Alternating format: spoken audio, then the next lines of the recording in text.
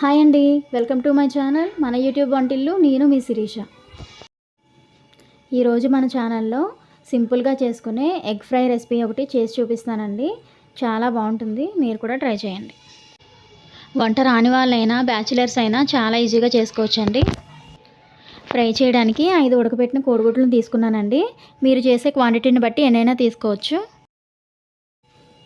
3 medium size ఉల్లిపాయలు, 4 పచ్చిమిరపకాయలు సన్నగా చీలికల్లా కట్ చేసుకోవాలండి. ఉప్పు, కారం, పసుపు, ఆయిల్, 2 రెబ్బల కరివేపాకు. ఎగ్స్ని ఇక్కడ చూపించిన విధంగా కట్ చేసుకోవాలండి. లోపల ఉండే ఎల్లో పార్ట్ కట్ అవ్వకుండా తీసుకొని వైట్ పార్ట్ని పొడవుగా కట్ చేసుకోవాలండి. స్టవ్ వెలిగించి కడాయి పెట్టుకొని సరిపడా ఆయిల్ వేసుకోవాలి. ఆయిల్ వేడయ్యాక కట్ చేసుకున్న ఉల్లిపాయ, పచ్చిమిరపకాయ ముక్కలు వేసుకోవాలి.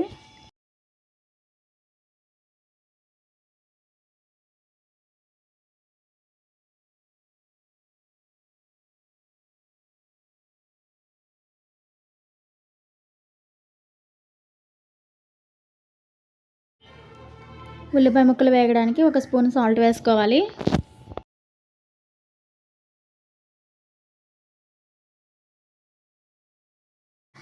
బాగా కలుపుకొని మూత పెట్టుకొని ఒక 2 నిమిషాలు వేగనివ్వాలి. 2 నిమిషాల తర్వాత మూత తీసుకొని చూద్దామండి. ఉల్లిపాయ ముక్కలు గోల్డెన్ బ్రౌన్ కలర్ వచ్చేసినాయి కదా, వేగిపోయినాయండి. కరివేపాకు కూడా వేసి ఒకసారి కలుపుకోవాలి.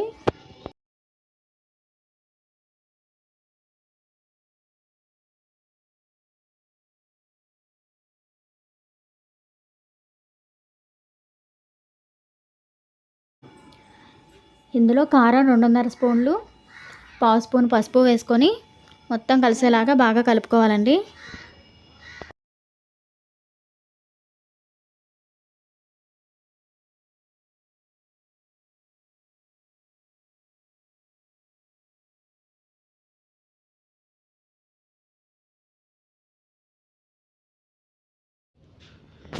బాగా వేగింది కదండి. ఇప్పుడు కట్ చేసుకున్న ఎగ్ ముక్కలను కూడా వేసుకొని బాగా కలుపుకోవాలి.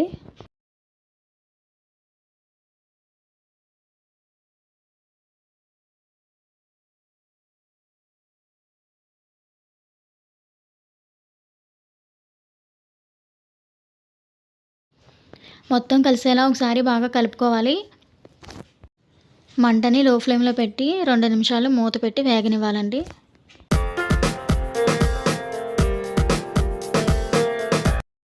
ఇప్పుడు మూత తీసి చూద్దాం. బాగా వేగిపోయింది కదండి. ఒకసారి కలుపుకొని ఒక బౌల్లోకి తీసుకొని సర్వ్ చేసుకోవాలి.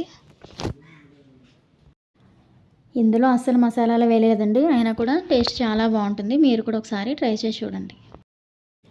వేడివేడి అన్నంలోకైనా చపాతీలోకైనా ఈ ఫ్రై చాలా బాగుంటుందండి. పప్పు, సాంబారు, రసం, పులుసులు వీటిలో కూడా సైడ్ డిష్గా చాలా బాగుంటుంది. సింపుల్ అండ్ టేస్టీగా ఎగ్ ఫ్రై ఎలా చేయాలో చూసారు కదండి. ఈ వీడియో కనుక మీకు నచ్చినట్లయితే లైక్ చేసి షేర్ చేయండి. మన యూట్యూబ్ వంటిల్లు ఛానల్ని సబ్స్క్రైబ్ చేసుకోండి. రేపు ఇంకో కొత్త రెసిపీతో మళ్ళీ కలుసుకుందామండి.